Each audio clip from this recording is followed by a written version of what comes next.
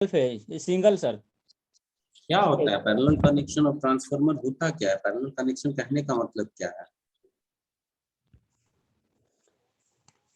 Parlour में मतलब दो ट्रांसफार्मर पार्लर में कनेक्शन किया जाएगा सर। एक मतलब मेनिफोल्ड पार्लर में एक ट्रांसफार्मर रहेगा और ट्रांसफार्मर रहेगा, दोनों को पार्लर कनेक्शन किया जाएगा। ठीक है, क्यों किया जाएगा? पैरेलल करने कहने का मतलब क्या है? जो वर्ड तुम यूज कर रहे हो पैरेलल, तो पैरेलल वर्ड का मतलब क्या है हमको वो पहले समझो। जो हम लोग वर्ड बार बार यूज करते हैं ना पैरेलल, पैरेलल होता क्या है?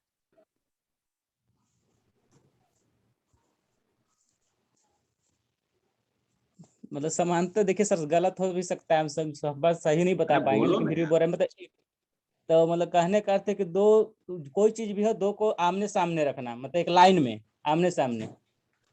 आमने सामने रखना, और थोड़ा खुला बाबू उसका। नहीं हो पाएगा सर। सर इसको अपोजिट में रखना। अपोजिट में, और थोड़ा सर सा। एक ही पॉइंट से दोनों को कनेक्ट करना। बहुत सही हद तक आए हो, थोड़ा सा और इसको एलोबरेट करो।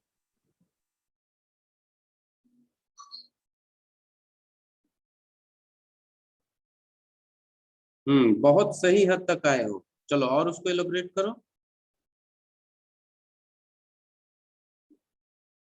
सर दोनों एक साथ कभी एक दूसरे को इंटरेक्ट नहीं करेगा। मतलब सर जो पैरेलल होता है ना सर, वो उसके ऑपोजिट में रहता है, लेकिन जो टू लाइंस रहता है बिटवीन द, वो सर दोनों लाइन है वो एक दूसरे को कभी इंटरसेक्ट नहीं करेगा। हम लाइन मतलब नहीं समझ पाए छोटू, क्या इंटरसेक्ट नहीं करेगा? सर पैरेलल सर, जैसे कि दो लाइन से सर उसको पैरेलल बोला जाता है ना। हाँ, दो लाइन है वो पैरेलल होगा, एक हाँ तो सर दूसरे वो, पर इंटरसेक्ट नहीं यस करेगा, सर, दोनों एक दूसरे के समानांतर चलेंगे, एक दूसरे के बगल में यस सर, चलेंगे, है ना? Yes sir. एग्जाम्पल एक आध दे सकते हो? Railway track. Hmm railway track sir. हाँ, रेलवे ट्रैक उसका बहुत बढ़िया एग्जाम्पल है ना। दोनों ट्रैक एक दूसरे के पैरेलल चलते हैं, कहीं उन दोनों में मिलाप नहीं होता है। तो ट्रांसफार्मर में क्या है, दोनों को एक दूसरे के पैरेलल चलाना है, दोनों को दौड़ाना है एक दूसरे के साथ में बगल खड़ा करके।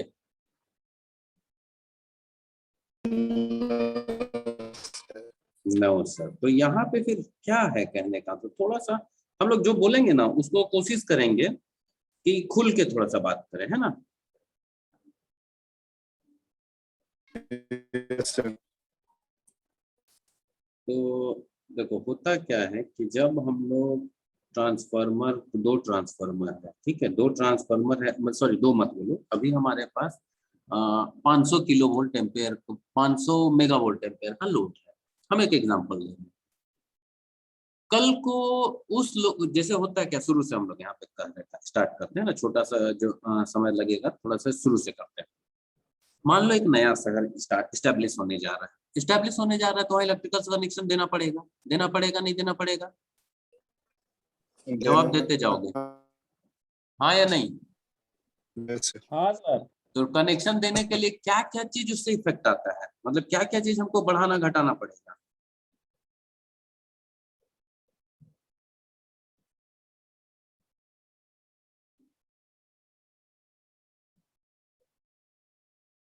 बोलो।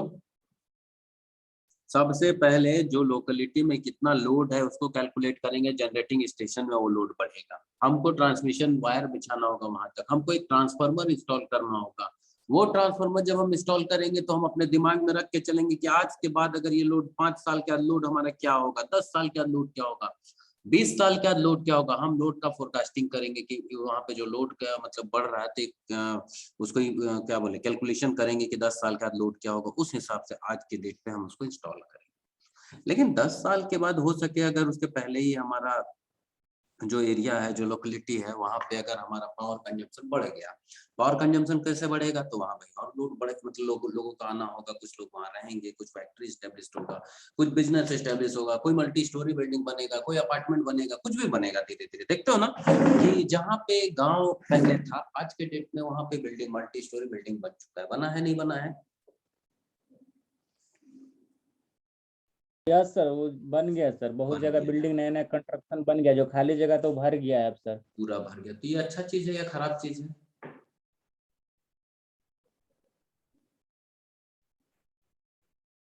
ये अच्छा चीज है ये या तो खराब चीज है?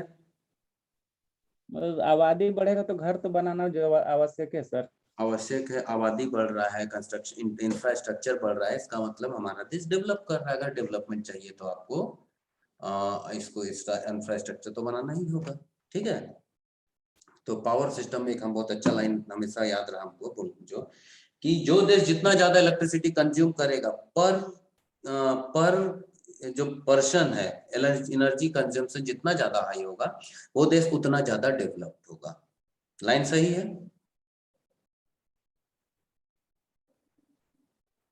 Yes sir. ठीक। तो अब हम लोग इसमें बात किए, ट्रांसफार्मर से स्टार्ट किए, तो इधर घूम के आने का क्या मतलब था? तो अगर जब हमारा लोड बढ़ेगा तो डायरेक्टली लोड सीधा किस पे बढ़ने जा रहा है? तो ट्रांसफार्मर में बढ़ने जा रहा है, हाँ या नहीं? Yes sir. तो जब ट्रांसफार्मर में हमारा वो लोड बढ़ने जा रहा है किसी भी तरीके का, तो जो हम 500 मेगावोल्ट एम्पेयर एमवीए का ट्रांसफार्मर लगाए थे, या केवीए का 500 के एमवीए नहीं बोलो 500 केवीए का ट्रांसफार्मर लगाए थे, हम डिस्ट्रीब्यूशन ट्रांसफार्मर की बात कर रहे हैं। तो जब लोड बढ़ेगा, पर के आदमी का कंजम्पशन बढ़ेगा, तो वो ट्रांसफार्मर का कैपेसिटी से अगर ज्यादा हो गया लोड, तो हम ट्रांसफार्मर को रिप्लेस करना पड़ेगा। Yes sir. अगर पावर ट्रांसफार्मर है, बड़ा पावर ट्रांसफार्मर मेगावोल्ट एम्पेयर में, तो उसको भी हमको चेंज करना पड़ेगा। Yes sir. तो एक पुराना ट्रांसफार्मर को हम हटा के पूरा फिर से नया रेटेड ट्रांसफार्मर लाएंगे, और उसका जो कॉस्टिंग होगा पूरा, मतलब वो बहुत ज्यादा होगा या नहीं होगा? यस सर, ज्यादा होगा सर। इसका ज्यादा होगा। फिर पता चला 2 साल के बाद फिर लोड बढ़ गया, तो फिर से नया ट्रांसफार्मर, उसको हटा के नया ट्रांसफार्मर लाना होगा। Yes sir. तो हर बार हमारा इनिशियल कॉस्ट बढ़ता रहेगा। इसको कम करने का क्या उपाय है? तो इसको कम Yes, करने का उपाय है कि ट्रांसफार्मर को एक दूसरे के साथ पैरेलल ऑपरेशन में काम करना होगा, एक दूसरे के साथ मिलके काम करना होगा। अब हमारा मान लो कभी लाइट लोड है, तो हम एक मतलब मान लो 500 मेगावोल्ट एम्पेयर है ट्रांसफार्मर, 200 200 100 काम चलाएं। अब जैसे लोड बढ़ेगा हम डिफरेंट कॉम्बिनेशन इसको स्टार्ट कर सकते हैं। मान लो अगर हमारा एक ट्रांसफर, मान लो जैसे 3 फेज ट्रांसफार्मर है, तो 3 सिंगल फेज बना के 3 सिंगल फेज ट्रांसफार्मर को हम 3 फेज बना लेते हैं। अगर एक ट्रांसफार्मर मेंटेनेंस में जाता है, वाइंडिंग जल जाता है, किसी तरीके का प्रॉब्लम आ जाता है, तो हम क्या करेंगे? दूसरे ट्रांसफार्मर से उसको सप्लाई दे देंगे। दो ट्रांसफार्मर से रेटेड वोल्टेज में सप्लाई दे सकते हैं, लेकिन कंटिन्यूटी बरकरार रहेगा, ना कि हमारा ब्लैकआउट होगा। क्लियर है? Yes yes sir. सर। तो जो पैरेलल ऑपरेशन कहने का मतलब है कि अगर हमारा जो पैरेलल ऑपरेशन जो वर्ड पूछे थे, तो हमारा दो एक ट्रांसफार्मर को जब पैरेलल ऑपरेशन कब कहेंगे? जब उसके प्राइमरी को प्राइमरी के साथ कनेक्ट करें और सेकेंडरी को सेकेंडरी के साथ कनेक्ट करें। और दूसरी बात, ट्रांसफार्मर जब हम टेस्ट पढ़ रहे थे, तो हम लोगों को था short circuit open circuit test, एक टेस्ट होता है पोलरिटी टेस्ट। ठीक है, पोलरिटी का क्या मतलब होता है यहाँ पे? प्लस और माइनस सर, पोलैरिटी का ध्रुवता। सही बात है, प्लस और माइनस। तो अगर मान लो दो चीज हमारा यहाँ पे है, तो प्लस को प्लस से जुड़ना होता है या प्लस को माइनस से जुड़ना होता है? सेम सर, प्लस को प्लस से, माइनस को माइनस से। अगर हम प्लस को माइनस से जोड़ दें और तो क्या हो जाएगा? शॉर्ट सर्किट हो जाएगा। शॉर्ट हो जाएगा शॉर्ट सर। सर्किट हो जाएगा। शॉर्ट सर्किट होने से क्या क्या दिक्कत आ सकता है? ट्रांसफार्मर का कॉइल जल ट्रांसफार्मर जाएगा। डैमेज हो सकता है। हमारा ट्रांसफार्मर भी डैमेज हो सकता है, उससे कनेक्टेड लोड भी दिक्कत हो सकता है, मतलब बहुत सारा चीज हमारा वहां पे डैमेज होने का खतरा रहेगा। यही चीज है ना, सिंपल सा एक यहाँ पे। तो अगर हम ट्रांसफार्मर को, तो पहला कट पैरेलल करने के लिए पहला कंडीशन क्या समझ में आ गया?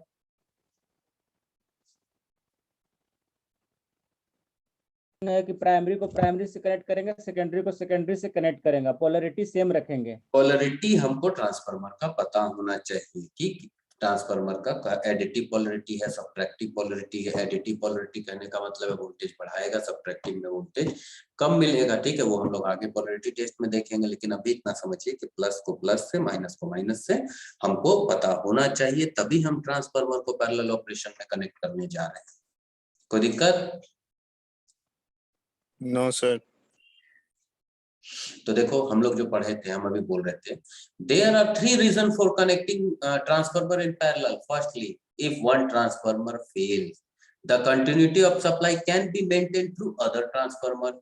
अगर हम क्या बोले, एक ट्रांसफार्मर हम 500 मेगावोल्ट एम्पेयर का ट्रांसफार्मर लगा दिए और उसी से सप्लाई दे रहे, कहीं फॉल्ट आया तो पूरा एरिया ब्लैकआउट होगा. अब उसको तोड़ दीजिए, 200 200 100, एक 200 में आएगा तो हम 300 मेगावोल्ट एम्पेयर तो मेरे पास ट्रांसफार्मर है, उससे जो लोड हम सप्लाई दे सकेंगे, नहीं दे सकेंगे?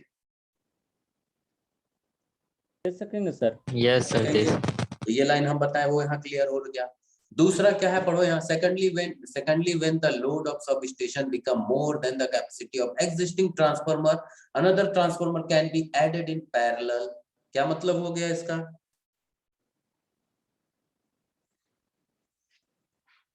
सब स्टेशन में लोड ज्यादा हो अगर तब कहीं कैपेसिटी, पहले मेरा जो इंस्टॉल्ड कैपेसिटी है, अगर लोड बढ़ गया, हाँ, अगर कहीं लोड बढ़ गया तो उस जगह पे हम एक्स्ट्रा ट्रांसफार्मर उसके साथ पैरेलल में जोड़ के लगा सकते हैं.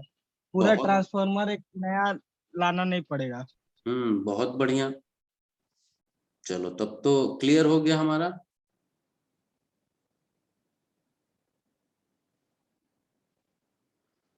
और बताओ अब इसमें तीसरा क्या होगा. अगर हमको मेंटेनेंस काम करना है तो मेंटेनेंस में जो हमारा ट्रांसफार्मर होगा, तो हम उसको आराम से खोल के रूटीन मेंटेनेंस कर सकते हैं, या सब जो भी मेंटेनेंस हमको करना है बिना किसी को इंटरप्शन किए हुए. हाँ या नहीं? हाँ सर। तो ट्रांसफार्मर को पैरेलल ऑपरेशन कनेक्ट करने का रीजन भी हम बता दिए, क्या फायदा है बता दिए, पैरेलल ऑपरेशन क्या होता है. इन तीनों चीज में कहीं कोई डाउट है तो बोलो.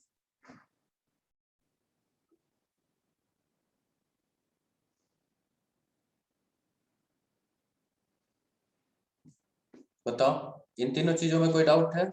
ये हो गया parallel operation. Primary secondary load connected है. फिगर है तुम्हारा, कैसे कनेक्ट करेंगे. कंडीशन क्या है, क्या कंडीशन है, पहला पढ़ो कोई भी. Transformer should be transformer properly connected with regards to their polarities. क्या मतलब होता है इसका?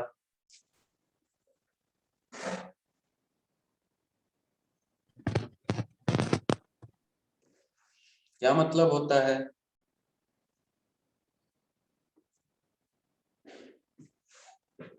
सही पोलैरिटी से कनेक्ट होना चाहिए, मतलब प्लस प्लस माइनस माइनस.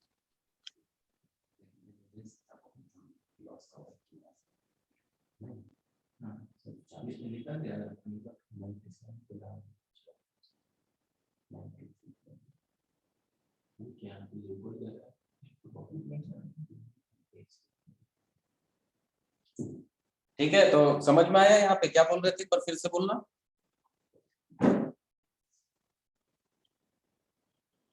हाँ सर, इसमें है कि मतलब जो हमारा पोलैरिटी का रिगार्ड है उसके रिगार्ड के अनुसार मतलब कनेक्ट करना है ट्रांसफार्मर को प्रॉपरली. पोलैरिटी के रिगार्ड से उसका मतलब जो पोलैरिटी है उसका विरोध करके नहीं, पोलैरिटी है उसके अनुसार ही बाबू जोड़ा देखो, जाए, प्लस और माइनस. पोलैरिटी वर्ड तुम समझ रहे हो क्या मतलब हो रहा है?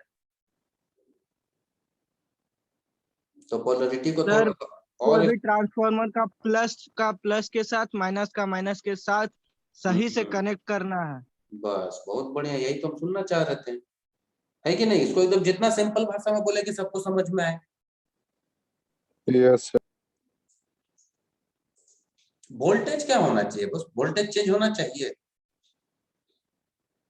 नहीं होना नहीं चाहिए सर, सर. नहीं सर। नहीं सर. क्या बोलता है, voltage rating, parallel voltage rating end voltage ratio of transformer should B same. Voltage rating अलग अलग होना चाहिए. हाँ, एक ट्रांसफार्मर का आउट 500 वोल्ट है, एक का ट्रांसफार्मर 220 वोल्ट है, दोनों को पैरेलल लगा देंगे. काम नहीं करेगा सही से, खराब हो नहीं जाएगा. सर. मतलब वहां वोल्टेज रेटिंग सेम होना चाहिए, इम्पीडेंस जो है वो भी हमारा क्या होना चाहिए, रेशियो सेम होना चाहिए. कंडीशन एक हो गया. जो इम्पीडेंस बोले पर यूनिट इम्पीडेंस वो भी सेम होना चाहिए, रेजिस्टेंस और रिएक्टेंस रेशियो भी सेम होना चाहिए ट्रांसफार्मर का। ठीक है, तो ये 4 कंडीशन से ट्रांसफार्मर का हम लोग पैरेलल ऑपरेशन करते हैं और ट्रांसफार्मर को एक दूसरे के साथ कनेक्ट करके यहाँ पे हम लोग क्या करते हैं, यूज में लाते हैं। ठीक है, तो पैरेलल ऑपरेशन में कहीं किसी को दिक्कत? No sir.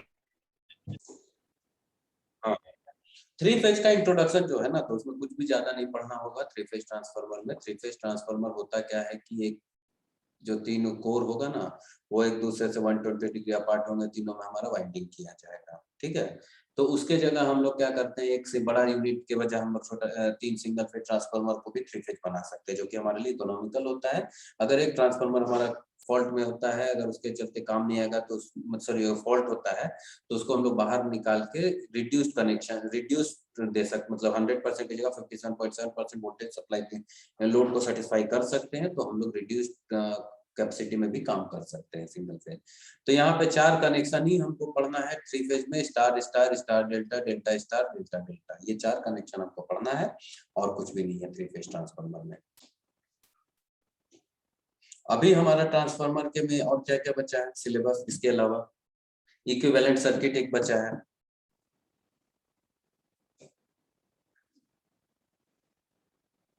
और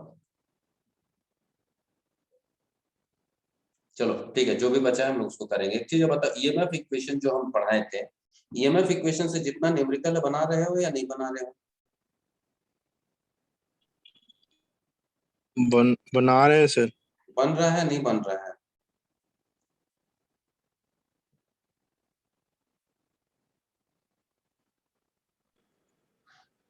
सर बन रहा है सर। चलो बहुत बढ़िया है। कहीं उसमें कहीं कोई दिक्कत होगा तो उसको पूछोगे। ट्रांसफार्मर में देखो सिंगल ईएमएफ इक्वेशन से न्यूमेरिकल आएगा तुम्हारा।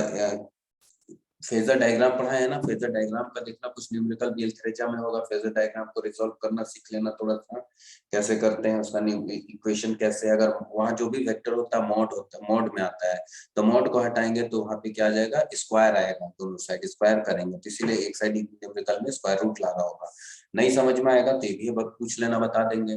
पढ़ा चुके हैं जनरली, ये सब पढ़ा चुके हैं हम लोग, 2 बार 3 बार पढ़ चुके हैं phasor diagram. Sir phasor diagram तो बता दीजिए। फेजर डायग्राम अभी तो नहीं, वो नेक्स्ट दिन नेटवर्क प्रॉब्लम था सर। हाँ, तो जो था उसका हम नेक्स्ट क्लास से पढ़ाएंगे, क्योंकि फेजर डायग्राम पूरा एक क्लास लेता है। ठीक है, बता देंगे, उसमें कोई दिक्कत नहीं है। इसके बाद तुम्हारा न्यूमेरिकल ऑल डे एफिशिएंसी से रहेगा, तो ऑल डे एफिशिएंसी का भी अल्थरेजा वॉल्यूम 2 में जितना न्यूमेरिकल है उसको कंप्लीट करके रखिएगा।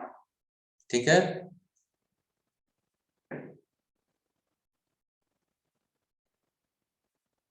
कहीं किसी तरीके का यस सर। कहीं छूटना नहीं चाहिए। दूसरा हम सब्जेक्ट पढ़ा रहे हैं electrical estimation and costing. Electrical estimation costing आज नहीं, बहुत पहले ही हम लोग उसका सब कंप्लीट लगभग जो आता है एग्जाम में कर चुके हैं। सिर्फ कॉमर्शियल इंस्टॉलेशन का तुम्हारा कैलकुलेट, मतलब जो कॉमर्शियल जैसे स्कूल कॉलेज में हुआ, इसका कैलकुलेशन हम लोग नहीं देखे हैं न्यूमेरिकल में उसका जो है। बाकी थ्योरी पार्ट कंप्लीट हो चुका है, और हम 9 या 10 क्वेश्चन दिए थे असाइनमेंट में, वो भी हमको नेक्स्ट मंडे को चाहिए। समझ में आया बात? Yes sir. एक कौन दिया था, चंद्रमणि दिया था, उसमें भी उसको हम बोले थे तुम लोगों को बहुत चीज सुधारना है, आधा अधूरा आंसर है उसको पूरा करो। मॉडलिंग करने बोले थे। हाँ, बोले थे सुधारने के लिए सर। तो उसको सुधार लोगे, कंप्लीट करके जमा करोगे असाइनमेंट को। ठीक है, और एग्जाम का तैयारी में लग जाओ दोनों सब्जेक्ट में। ऐसा तो नहीं लग रहा है ना कि कुछ भी नहीं समझ में आया मशीन और एस्टिमेशन में? नहीं सर ऐसा नहीं। चलो ठीक है, तो यहीं तक रखते हैं। जो अब क्लास में डाउट होगा उसको अच्छे से पूछ लेना, क्लियर करके रखना।